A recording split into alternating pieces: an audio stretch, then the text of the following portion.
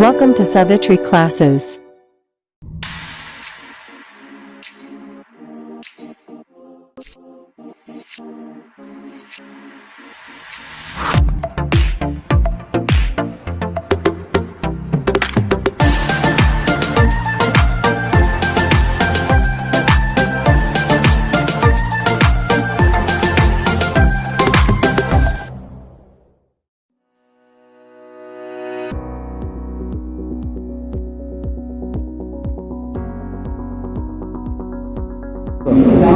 Insulation कटा तो नहीं है। अगर हम बिजली में कार्य कर रहे हैं और इंसुलेशन हटा होगा, कटा फटा होगा तो हमारे हाथों के संपर्क में आएगा और हमें झटका लग सकता है। इसलिए हमें ये सावधानी में आपको नोट करना पड़ेगा। क्लियर हुआ?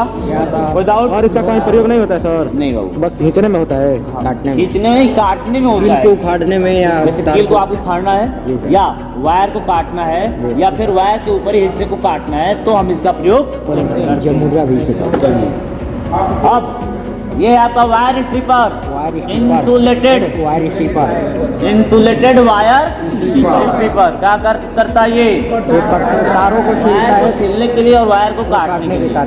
वायर को आपका ब्याज के साथ काटेगा। ठीक है, आप देख रहे हो कि बीच में एक ग्रिप है, हम क्या करते हैं उस ग्रिप में वायर को फंसा लेते हैं और हल्का सा कट करते हैं और उसके ऊपर इस पे हम बल देके और उसको छील देते हैं। तो इस तरह क्या होता है ना कि जो हमारा कंडक्टर होता है वो कटता नहीं है, कंडक्टर कटता नहीं है। बहुत लोग क्या होता है ना कि सीधे वायर है मुंह में लगा के छील लेता है, वो गलत मेथड है।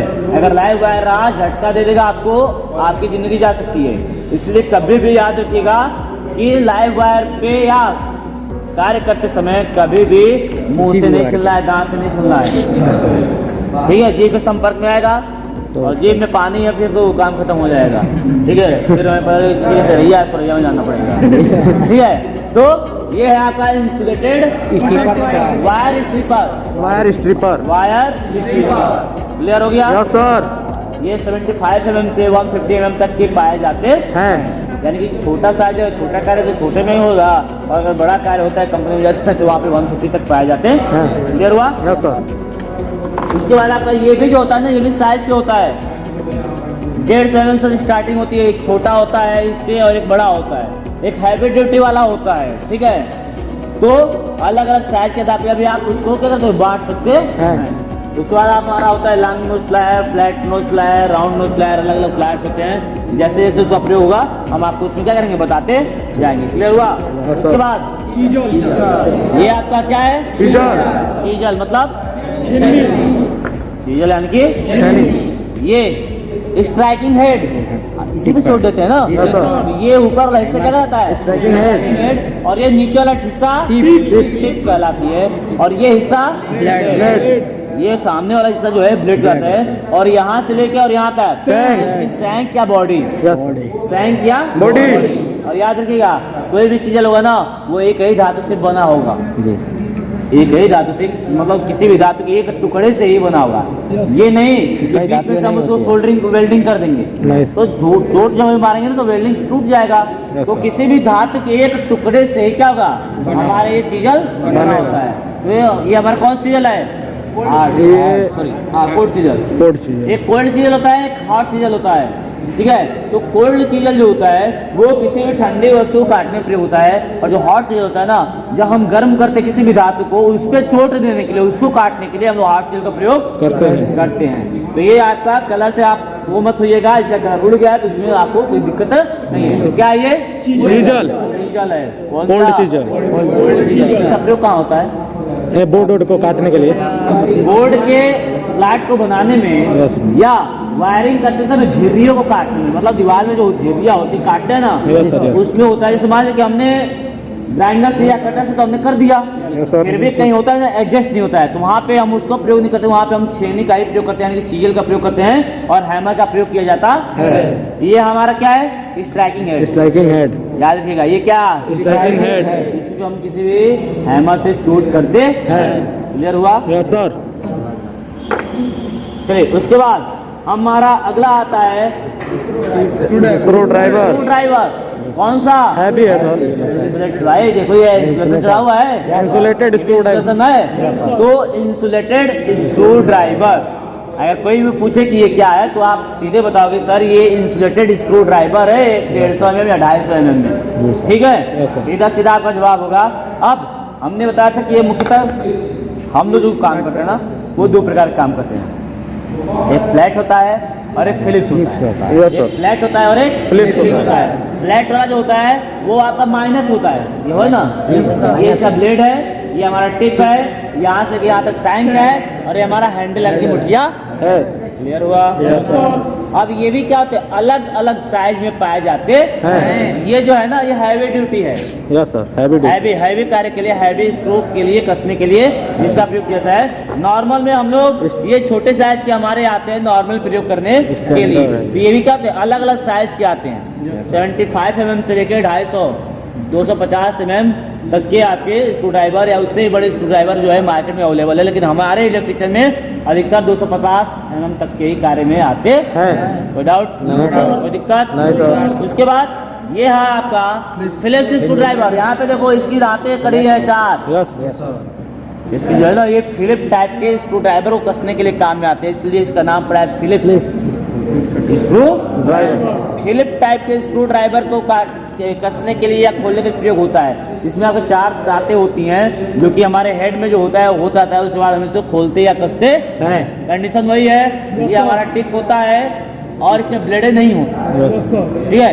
ये हिस्सा हमारा सैंक होता है और ये हिस्सा हमारा क्या होता है, हैंडल या मुठिया होता है। क्लियर हुआ? ये हमारे स्क्रू ड्राइवर अलग अलग साइज के अलग रहे हैं, ठीक है।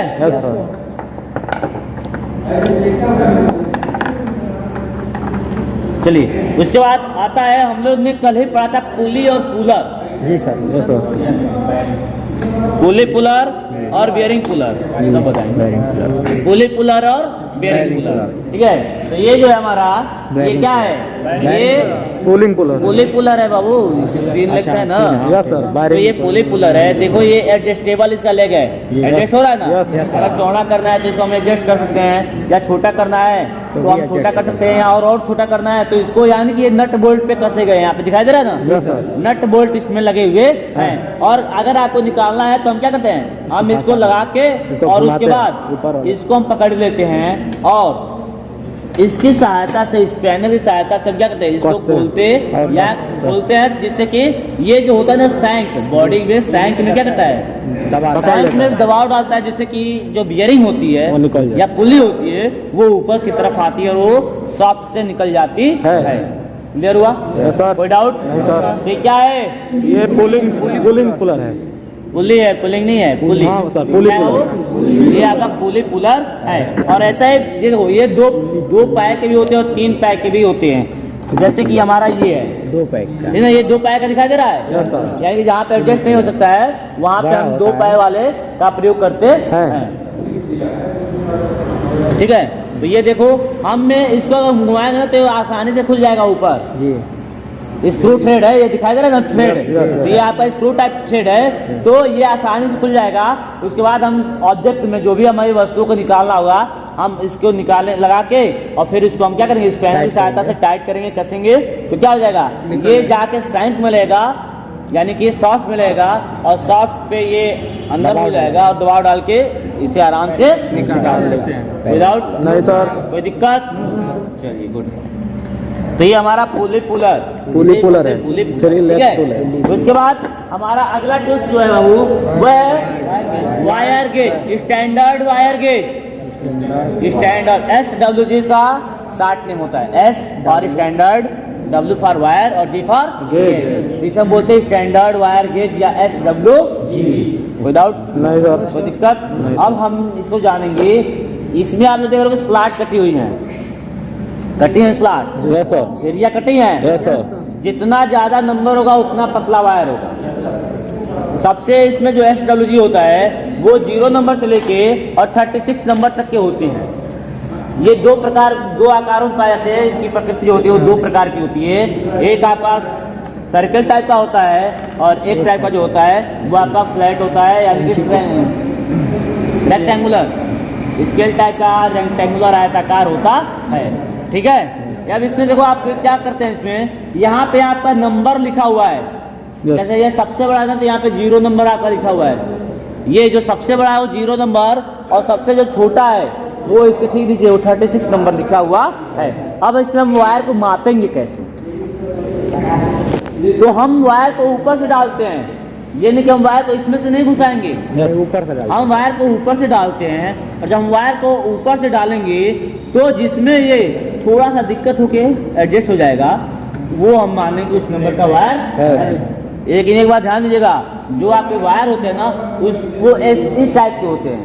SE का मतलब होता है सुपर इनेमल, उस पर सुपर इनेमल की कोटिंग की गई होती है, सुपर इनेमल की कोटिंग की गई होती है। तो हम क्या करते हैं, उस कोटिंग को निकाल के तब इसको नापते हैं, कोटिंग को हटाएंगे।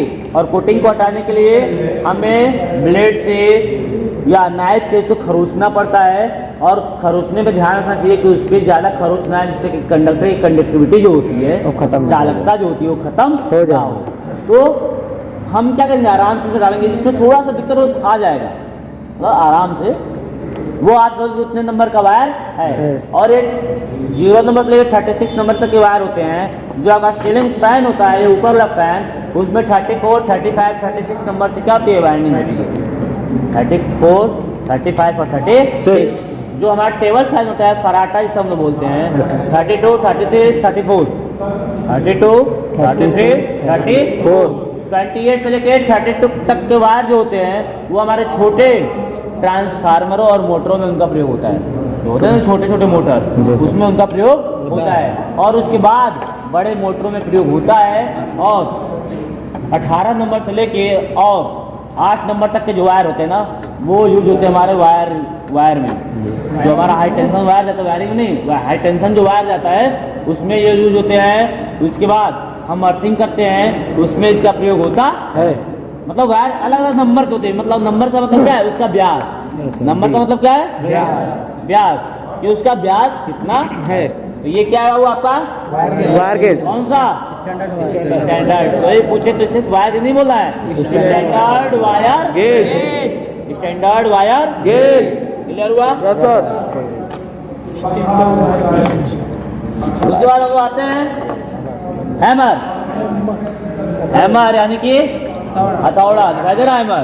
तो हैमर में आप देखो, सबसे पहले हैमर को हम देखेंगे तो इसकी डिजाइन किसी तरह की लंबा सा लकड़ी का मुठिया लगा होता है जिसे हम हैंडल बोलते हैं, ठीक है। और एक ऊपर सा छोटा सा हिस्सा होता है जो आयरन का बना होता है। अब इसमें आप देखो, ये भी अलग अलग आयरन के बने होते हैं, फैन में ना, ये भी जो होते हैं अलग अलग, कास्ट आयरन, वाइल्ड आयरन, अलग अलग आयरन जो होती है उसके बने हुए होते हैं। इसमें क्या है कि ऊपर का जो हिस्सा होता है अगर गोलाकार है तो बाल होगा, उसका जो पेन, इससे ऊपर वाले हिस्से को हम लोग क्या बोलते हैं, पेन।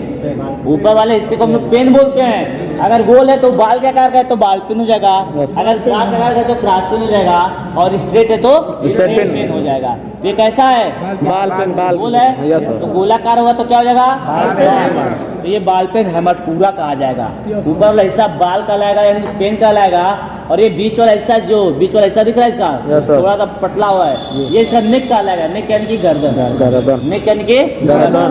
उसके बाद ये वाला हिस्सा आपका आई होल, क्या कहलाएगा, आई होल। और ये हिस्सा चिक, ये वाला हिस्सा जो होता है ना, इधर हो या इधर हो, ये आपका चिक कहलाएगा। और ये हिस्सा आपका फेस कहलाएगा।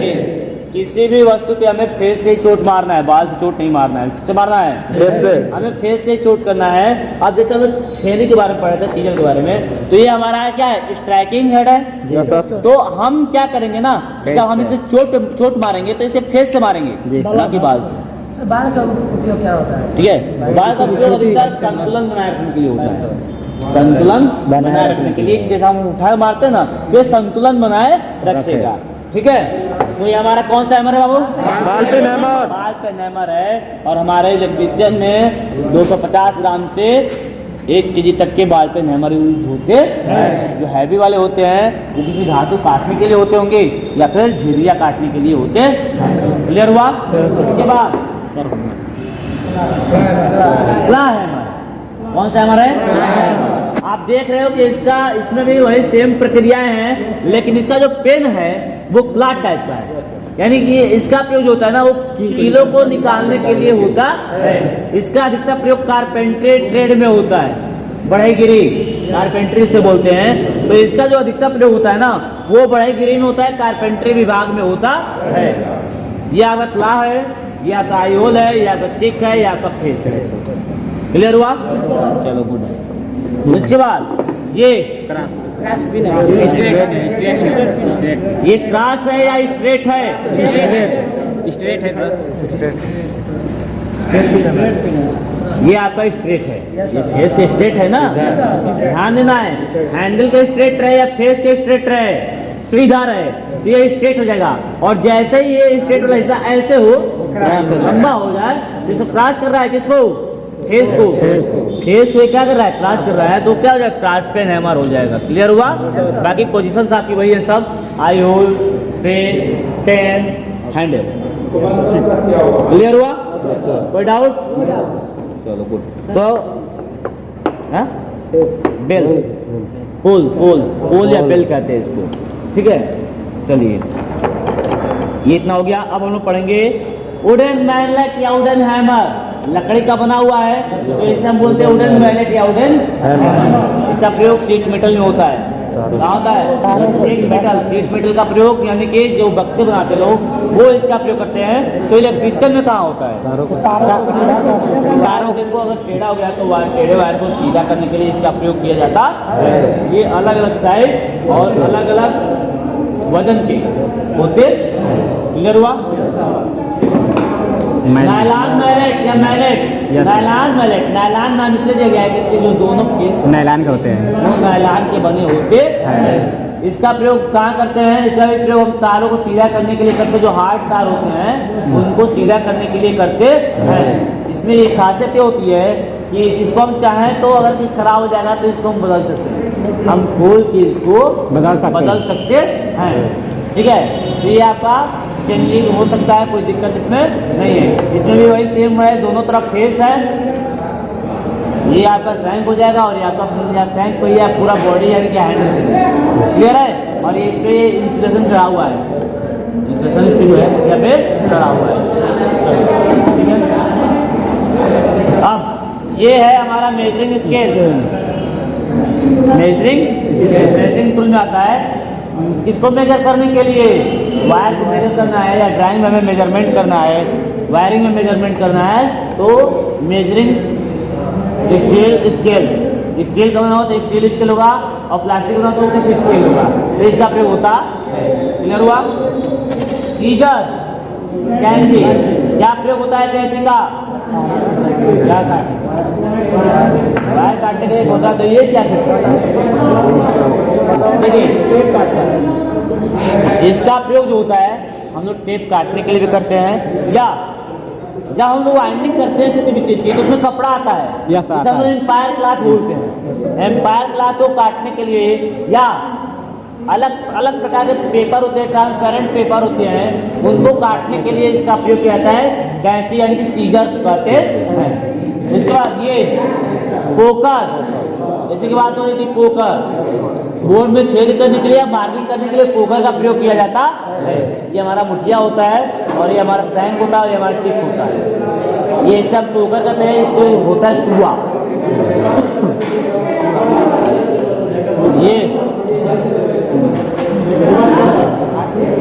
ये एक प्रकार का फोल्डरिंग है।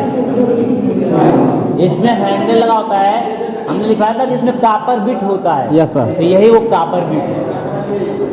ठीक है, इसका प्रयोग जो होता है ना वो बड़े बड़े जगहों पे सोल्डरिंग करने के लिए होता है, जहाँ पे हम छोटे सोल्डरिंग आयरन का प्रयोग नहीं कर पाते हैं। वहाँ पे तारों को ज्वाइन करने के लिए इसका जो होता है वो प्रयोग किया जाता है। क्लियर हुआ? ये आपका प्योर कापर होता है, ध्यान दीजिएगा। ठीक है, ये हमारा सोल्डरिंग आयरन है। सोल्डरिंग इसे बिट बोलेंगे, आयरन नहीं बोलेंगे, अभी बिट है ये बस। ठीक है, इलेक्ट्रिशियन नाइट, स्लाइडर है। इलेक्ट्रिशियन नाइट इंसुलेशन को हटाने के लिए, नवी बताते हैं इंसुलेशन को हटाना चाहिए। तो इसी सहायता से हम क्या करते हैं, इसी सहायता से हम लोग इंसुलेशन को हटाते हैं। इसमें एक बटन है जो स्लाइडिंग बटन कहलाता है, जिसके बाद सहायता से हम ऊपर नीचे करते हैं। और यहाँ पे एक लॉक बटन है, हम लॉक कर देते हैं, ये फिर आगे और पीछे दिखा होता है। ठीक है,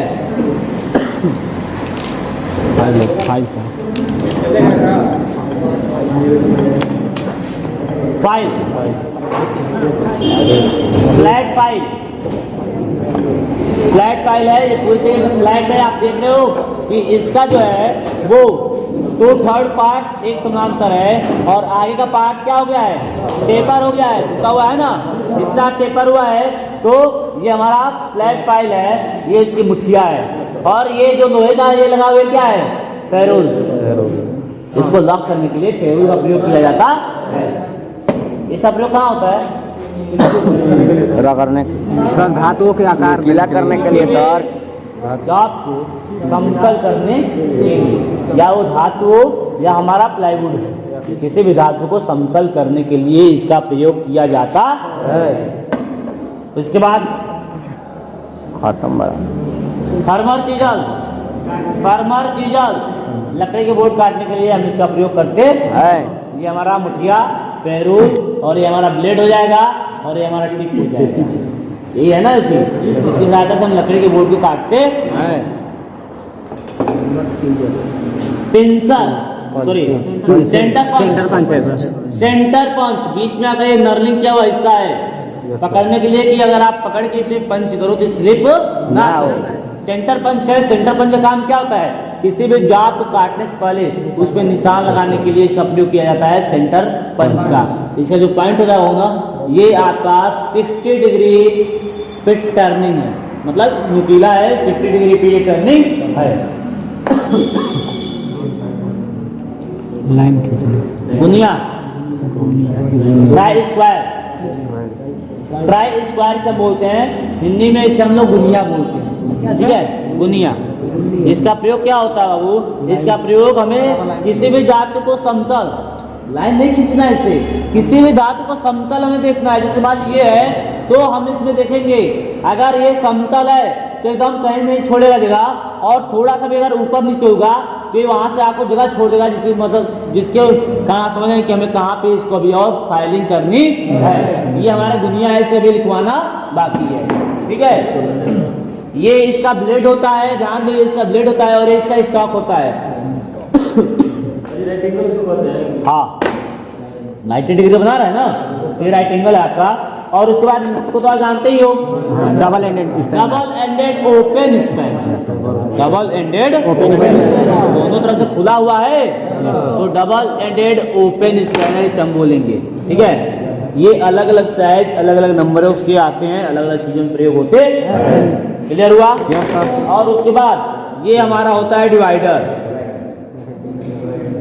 स्क्रू ड्राइवर।